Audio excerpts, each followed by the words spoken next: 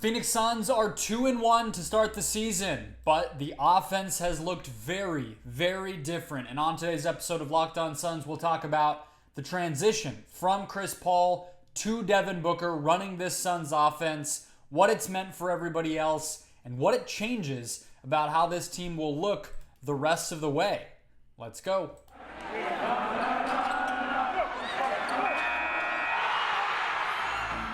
You are Locked On Suns, your daily Phoenix Suns podcast. Part of the Locked On Podcast Network, your team every day.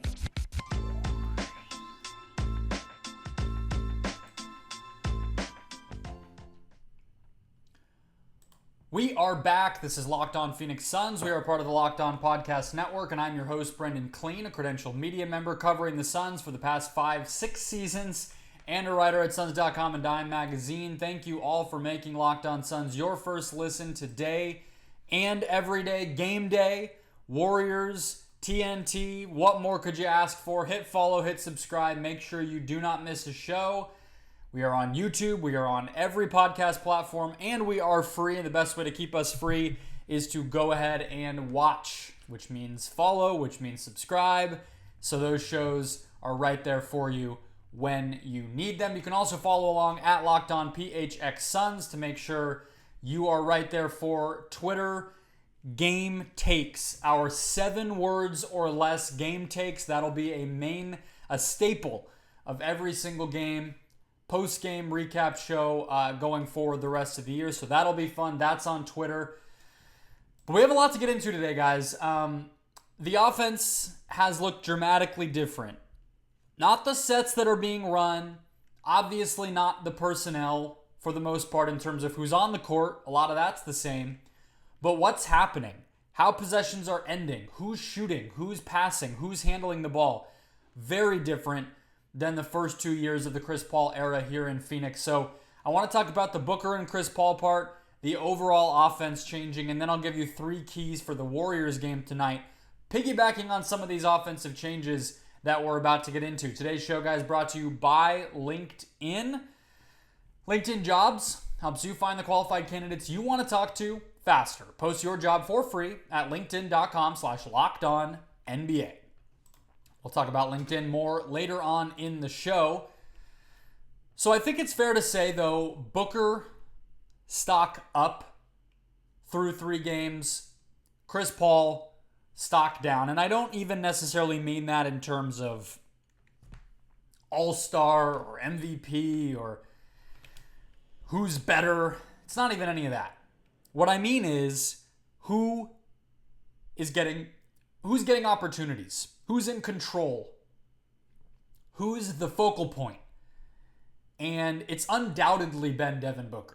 If you've listened to the first 3 game shows, well, I guess I didn't do one for the Portland game specifically, but if you've listened to this show through the first week of the season, you know that I've been a lunatic about Devin Booker. I've been going crazy. This guy has been on a tear. He looks like he is bringing it at another level. He's in shape. He's got awesome burst right now. He's getting to the basket. He's running this offense. His passing is top notch. He just hasn't really been stopped. He's been almost impossible to stop through these 3 games. I mean, the Suns won 2 games fairly convincingly, and the 3rd game, I guess the first Mavericks game wasn't convincingly, right? But the second half, they definitely outplayed Dallas. And then the 3rd game against the Clippers on Sunday, they won. And then the Portland game could have gone either way. So all of that has been orbiting around Devin Booker. And you cannot say enough about how special he's looked. I want to get into the numbers, though, because that's where this change and this difference from past seasons to this season, and even just last year to this year, are really stark. So a couple of main things. One, just touches per game. Booker's at 67.3 touches per game through 3 games this season. Last season was 56.2 per game. So he's touching the ball almost 11 more times per game. And if you just think, I mean, a lot of NBA data is 100 per 100 possessions, right? That's supposed to approximate the possessions in a game. Usually it's a little more than that. 11 touches per game. Obviously, you can touch the ball multiple times in one possession. That does happen. But you're talking about several more possessions per game where Booker is touching the ball. Now, some of that's him playing a ton of minutes, but that's incredible. To jump up, to be an MVP caliber player last year, and now you have the ball in your hands even more than you did. He's also up to, this is the big one, really. If I'm going to dial it down to anything, the touches and this one are the big ones. It's drives per game. And I mentioned this on the recap show after the Suns beat the Clippers. Go listen to that episode. I fanboyed out about that game too because of how incredible Booker was. But I mentioned it a little bit. Drives per game. 17.3 drives per game this year through 3 matchups. Last year, over the course of the full season, just 7. So he is 2.5 times his full season mark from last year through 3 games this year. And I'm not expecting that it might be 17 for the whole entire year. But I mean, let's say it dropped to 14. That's still double. He's doubling the amount of times right now, plus more, that he's driving to the basket. And we've talked for so long about free throws and everything else. That's very, very, very good to see. He's doing almost a full transition possession per game more than last year. Booker is so far. He is being fouled on 13% of his shot attempts compared to just 9% last year. And then another really big one in terms of the shot diet, the way that his shots are coming, not just how much he's touching the ball, is shots at the rim. So 33% of his shots this season so far have come at the rim, a third of them. That was just 15% last season. So another stat where he's more than doubling. And obviously that goes hand in hand with the drives, right? He's driving to the basket. That's going to result in free throws and layups. Or, on the other hand, it can count for a drive and kick out to a shooter. And odds are that shooter is going to be open because we know the defense is going to get sucked in when Booker drives to the basket. That's just an element this offense has not had. That the primary playmaker driving all the way to the basket, being a threat to take shots at the rim, to draw fouls, and to kick out. Chris Paul has not done that. It's not his game. It's not to say the Suns have not been good. They've been a top 5 offense doing it that way, but it's just to say how different it is. Chris Paul, I said stock up for Booker. I would say stock down a little bit for Paul based on the way the Suns have run their offense this year. Now, his touches per game are actually also up, which is a little bit strange. They're also up about 10 per game, which is surprising. I actually don't know what to make of that fully, because I'm going to get to another guy whose touches are also up, and there's only so many to go around. Maybe the ball's just moving pretty well too, and so guys are touching it multiple times. But Paul's touches are also up. Almost everything else is coming down, though. He's only at 6.0 ball handler possessions where he's the ball handler in the pick and roll this year through 3 games. He was at 8.6 last season, so he's cutting that back by almost 3 per game.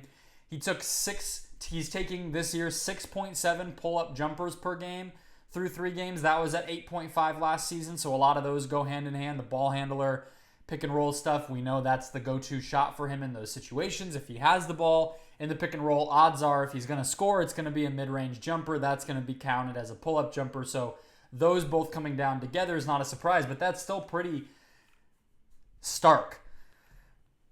The other one to signify some of this is that 36% of his shots this year are coming from three-point land compared to only 26% last year. So just like we saw with Blake Griffin and Chris Paul once upon a time, I would say this is even a greater change than that. Or more recently, if you're a WNBA fan or if you watch the playoffs in the WNBA, you've seen Sue Bird take a step back. She's even older than Chris Paul, but she has slowly given more of the offense over to Jewel Lloyd, who is her young two guard. And that's probably the most comparable thing I can come up with related to Paul and Booker's relationship. Book is becoming the focal point of this offense, and Chris Paul is gravitating toward a smaller role. He's running offense less. He's taking more shots off the ball. And I would imagine those touches will go down. And as we've already seen through 3 games, that's very different. As I've repeated multiple times now, how it looks, who's finishing, who's starting possessions, it's different. You can see it, but it's not worse. Maybe in the grand scheme of things, the Suns' offense right now is 16th in the NBA. I'm not going to read too much into that. There's not a lot of wiggle room between each team anyway, let alone between through 3 games. But the Suns' offense is undoubtedly, when it's run this way, more dynamic, less predictable, and it has a higher ceiling. Look at what Booker did at the end of that Mavs game, manipulating the Mavericks, switching defense, manipulating Luka in space. Look at what he did against Portland, even when Jeremy Grant and Josh Hart and other guys were playing really well. Chris Paul couldn't make a shot. Deandre Ayton was missing. And somehow still the Suns were in that game late. They sent it to overtime, partially because Booker was a beast, hit an and one lefty bank shot at the end of regulation in that game. And then the Clippers game, where he's just making a mockery out of John Wall's defense, messing with Reggie Jackson, messing with their switching, taking advantage of mistakes. It's not going to look the same. It might not be quite at the same level, but in the long haul, Booker doing this, Booker being the focal point, I have confidence it will be better in the long run. I want to zoom out a little bit, talk about overall changes, because that has led the way. The switch from Paul to Booker has been unignorably huge for this team, but other guys' roles are changing too, and just the overall makeup of the Suns offense has been different so far this year. But first, today's show, guys, brought to you by LinkedIn. These days, every new potential hire can feel like a high-stakes wager for your small business.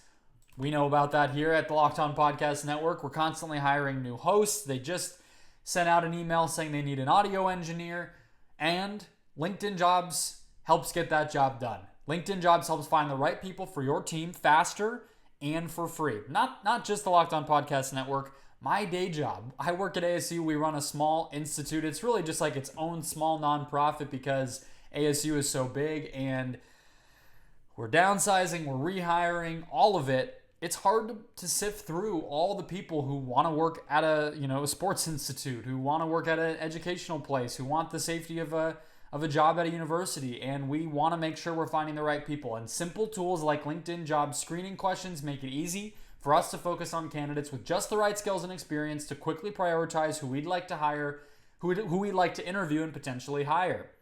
We want to finish out the year strong, whether it's the end of your fiscal year or just getting in the right direction for January 1st. The right team member can help you do that. It's why small businesses rate LinkedIn Jobs #1 in delivering quality hires versus leading competitors. LinkedIn Jobs helps you find the qualified candidates that you want to talk to. So post your job for free at linkedin.com/lockedonnba. That's linkedin.com/lockedonnba, all one word, to post your job for free. Terms and conditions apply. So we talked about Chris Paul ceding a little bit of the responsibility in this offense to Devin Booker. I want to talk about Deandre Ayton too, because he's another player that I've ranted and raved about, broken down some of his excellence so far this season, but the numbers for him really illustrate change as well. He's obviously more involved. The numbers back that up. So I talked about touches per game for Booker going up pretty considerably, and for Paul, which is a little funny. But the same has happened for Ayton. He was at 42.6 touches per game last season. He's at 51.7 this season. And the usage rate has followed. This would be the highest usage rate of his career at 21.3%. You go to how the possessions that he's using are looking. He's averaging 5.0 possessions where he's finishing the possession as the pick and roll man, whether he's turning the ball over or scoring on the roll. That was at 4.4 last season, so almost a full possession there more per game. 3.7 post-ups per game this year, 3.2 last year. Another one where he's at almost a full post-up more per game. And this would be Ayton's highest assist rate of the Chris Paul era so far, basically around the ballpark of what his assist rate was when he was a rookie and he was being spoon-fed the ball.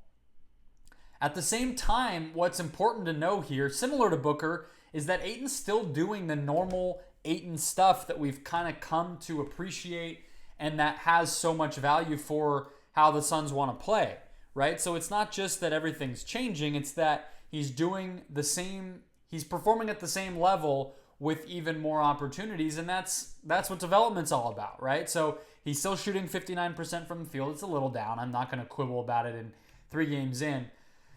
He's only missed 1 shot at the rim all season, so he continues to be just completely automatic when he gets the ball inside. And he has more turnovers, but not a damaging amount. Like, he's still not quite a player where he's going to be a black hole. Like, he's I don't know. I don't think it's quite doubled his turnovers, but increased them by quite a bit. But that's what happens. He's increasing his usage, his touches, his everything. And it's early in the season. I would expect it will be higher just naturally by getting the ball more, but I don't think it'll be something that's a concern or a worry. You've watched these games. You're not watching these games feeling like Ayton turnovers are just this death blow. He did have the bad one on the short roll to the corner where I believe Damian Lee was open against Portland late in that game, but that's the only example I can think of where turnovers have been a problem. So he's efficient, he's smart with the ball, and all of that while taking on a big load. The other big change, obviously, skewing away from the numbers a little bit now, has been the insertion of Cam Johnson in the starting lineup. We knew that was going to be a big story. It has not disappointed in terms of the, again, change that we've seen it create for the Suns. When Cam is clicking, he's been, even if he's clicking, he's been out with injury for a frustrating amount of time to start the year. But there's been moments that this offense is just really hard to guard when it's moving the ball and when those 5 guys are out there. Now, that was the case, again, I'm not taking away or detracting from what the team has done the past 2 seasons with Crowder in there and with Paul being the focal point. But it's just at another level. The defense just has nowhere to hide. The spacing is elite. I don't think it's a coincidence that Booker has been able to be, obviously a lot of it is his own tenacity, but not a coincidence that he's been able to drive to the basket more because there's more space. And with Crowder, they were top 5. They were elite. But this just gives them more answers to different questions, right? When the Clippers were switching, Cam Johnson being out there, being a threat to move without the ball as a shooter was opening up a lot for them. When teams are playing more traditional drop coverage, like we saw the Nuggets do in that sweep in 2021, Cam Johnson's just going to be a bigger threat even than Crowder was to knock down the open threes that Chris Paul or Devin Booker can generate, right? Like, it just gives them, it ratchets up what they were already special at to another level. And we've seen that so far. And so where does that leave us? We talked about the baton sort of being passed from Paul to Booker in terms of the centerpiece, the alpha of the offense. We've talked about how that has affected Deandre Ayton, Cam Johnson's insertion. Where does that leave the Suns? And it's a few things. Overall, they're taking slightly more threes and at-rim shots this year. And, we've seen the Suns be a very special offense, get a long way in the regular season and in the playoffs, taking a ton of mid-range shots. But there's no getting around the fact that if you can take and make a bunch of threes and a bunch of layups and dunks, your offense is going to be very efficient and very hard to stop. It's not that you need to sell out to only take those shots like the James Harden Rockets, but you got to take a lot of them. And the more of them you can take tends to be better for you. The Suns are doing that. The efficiency hasn't quite been there yet. Again, they're only 16th in overall offense. They've been a little higher in turnovers than they normally are, and they've been missing shots. But to me, being middle of the pack for now isn't that big of a deal. They're still winning games. Booker's levitating them, lifting them to great heights, and it's okay to experiment, have the problems kind of come and go, address them as they come and get better for it. If you're still winning, even if the offense isn't just the behemoth monster that it's been for 2 years, you don't need the 1 seed. You don't need to prove anything. You don't need to chase stats or all-star appearances or anything. This team wants to win a championship. This is going to be what gets them there.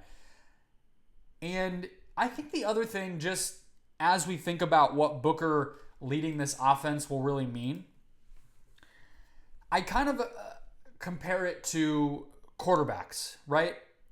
With Chris Paul, you're getting Tom Brady, you're getting Peyton Manning, you're getting these guys who are calculated risk takers, or, sometimes in the case of a guy like Brady, like hardly a risk taker at all, but he's going to hit the money shot at the exact moment you need him to in every single game. He's going to know where to go with the ball. He's going to know when that moment is there and what needs to happen.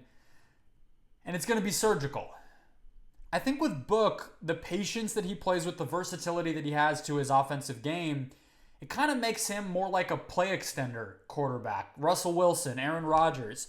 And with that type of style, you want a little bit more in the way of role players who can kind of provide those pockets, those release valves to pass it off to, or who can give him the space to go score himself.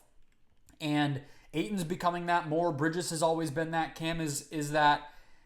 With those guys around him and Chris Paul evolving and Booker getting more confident, I think you're seeing that's sort of the missing secret sauce to why I think the Booker focal point stuff works so much better. Is talked about it with Cam being in there. I think it's true with Booker having the ball in his hands more, is it just gives them more answers to different questions that they're going to face. Different defensive schemes, different personnel that they're going up against, different game flow, whatever it might be.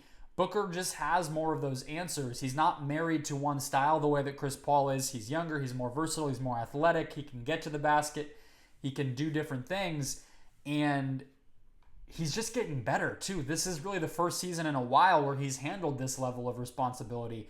It's going to be crazy to see what he does 20, 30, 40 games from now, and it makes me really excited. Again, 16th in offense to start the season isn't great, but 2-1 feels pretty nice despite that. And just continuing to grow and build, I think it would not surprise me. I mean, I don't think it's crazy to say they're going to be top 10 in offense, but let it play out, let it keep building. You're winning anyway, and see what it can become by April or May. It doesn't need to be that in November. Golden State Warriors are coming to town Tuesday night. I will be there. It should be a blast. Nationally televised game. Fully healthy. We haven't seen these teams play each other fully healthy at the best peak of their powers ever. So I'm thrilled for it. I'm going to give you 3 keys for what might happen from the Phoenix Suns standpoint, from the Warriors standpoint, and what to watch for as this game unfolds. First, today's show, guys, brought to you by My Solar Nerd. If you live in a sunny state like Arizona, it's very likely you've had a few people stop by offering you what they claim is, quote, free solar. But the truth is that many of these companies aren't even local, and because of that, they're using misleading tactics to overcharge you, make money off of you, and leave you helpless. If you've considered solar but something just felt a little bit off, you're going to love My Solar Nerd. My Solar Nerd's mission is simple: help you get the best solar system to fit your needs. And the guys at mysolarnerd.com are local, which means they understand the nuances of going solar here in Arizona specifically. They believe that an educated customer is a happy customer, and their no-pressure approach will make sure all your questions get answered. And once you're ready, they'll put their industry knowledge to the test for you by choosing their best equipment, warranties, and Better Business Bureau accredited installers in their network. They'll also help you figure out all the credits and incentives on the back end to ensure that your transition to solar is as smooth as possible and gets you what you need in your pocket at the end. Our listeners will get a $50 Amazon gift card when you book a no commitment evaluation. This promotion only for Locked On listeners and only for homeowners. No solar panels on the apartment complexes, of course. So visit mysolarnerd.com and select Locked On in the How'd You Hear About Us section. Again, make the switch to solar on your terms and start your research process now by visiting mysolarnerd.com and show Locked On some love by letting them know we sent you. Folks, going solar does not need to be complicated, and mysolarnerd.com makes it easy. Key number one to this Suns battle with the Golden State Warriors is to take advantage of the Warriors' defensive weaknesses right now. They're giving up all the wrong shots, Golden State is. They're giving up tons of paint points and tons of threes. They allowed 64 points in the paint to the Kings the other night. They allowed 15 of 34 shooting from three to the Denver Nuggets before that. And the Suns can exploit both, especially with Cam Johnson and Landry Shamet back in the lineup healthy. The ball has to move. I would be riding that Devin Booker, Deandre Ayton pick and roll repeatedly to create open threes and open layups, but it's there for the taking. The Warriors defense has been shoddy to open the year, and the Suns have been making a lot of those shots. The Suns have been pouring in paint points. We saw against Portland or against the Clippers, that they were able to tally up a ton of open threes, get a lot of them in the basket. I expect that to be a pretty big point of emphasis for the Suns. Number two, the Suns have to stay afloat in the bench minutes. Now, the Warriors have been losing bench time this season, but they've been playing some decent benches with the Nuggets and the Kings, for example, and even the Lakers, where Russell Westbrook was playing a lot of those minutes and all that. But Jordan Poole will destroy you if you let him. And the Suns just haven't faced anything like that. They don't really have an answer for it. I think Josh Okogie actually might have a role in this game if Monty wants to get creative. On the other hand, you could just see him saying, hey, we need to get Landry Shamet comfortable. He's missed time to start the year. Let's just get our normal rotation, because anyone who's watched the Suns this year will know that they've been far from any sort of semblance of a legitimate rotation. I think lastly on the bench point, the James Wiseman, Jock Landale matchup could actually help decide the game, depending on who rebounds better, who's able to defend better in those minutes. The Warriors have not been a good rebounding team to start the year, even with Wiseman healthy, even with Looney playing so much better than he once did. They've just not rebounded well. They've been blown out in the rebounding category. So especially, we know Ayton's going to need to focus on that. We know that's a big point of emphasis for the Suns starters in general right now, with Jay Crowder out of the lineup, Cam Johnson stepping in. They've been looking for rebounding wherever they can get it. But that center matchup in the second unit, if Landale can outplay Wiseman, I think that could go a long way too. They obviously need to have an answer for Poole. Key number three to close us out here is that this will be a big test for the Suns' new starters on defense. Now, we know Mikal Bridges will guard Steph Curry. I would guess that Devin Booker will probably guard Klay Thompson. That has been the most typical thing that Booker has done, although, again, we haven't seen these teams at full strength.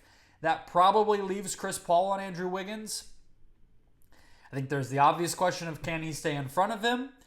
Will Wiggins try to post him up? And assuming the Suns then switch a lot with all of these players, how much do the Warriors still try to target Paul and Cam Johnson? Because I don't think Cam Johnson can really guard Steph or Klay or Wiggins all that well either. And so if the Suns start to switch, they open themselves up to some bad matchups. But if they stay home, they're going to have some problems as well that are exploitable. The Warriors, I think overall, they just won the title. It's not a surprise. They're one of the more balanced starting units, the most balanced overall teams that there are.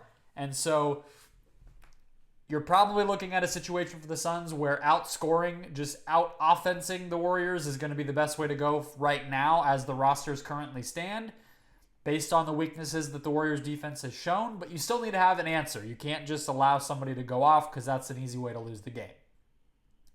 That'll do it, though. Those three things, we don't know a lot of what these teams will look like. It'll be if they do play in the playoffs, this will be one of those where people go back and rewatch, and maybe we don't learn a whole lot because there's a Jay Crowder trade to be made. All these young Warriors players are still getting better, and they need to find a rotation, but it still should be very, very, very, very entertaining. National TV, the Suns will want to get up for this game, feeling like they have something to prove. And these teams just match up in a really interesting way. So I'm thrilled. The last year's games were awesome. I'll be there. I'll be giving you a recap show whenever I get home at the wee hours of the night. And you can look forward to that. So hit subscribe, hit follow. Make sure you do not miss that show or any others the rest of the week. And in the meantime, go make Locked On NBA your second listen here on this Tuesday to catch up on everything else going on around the league.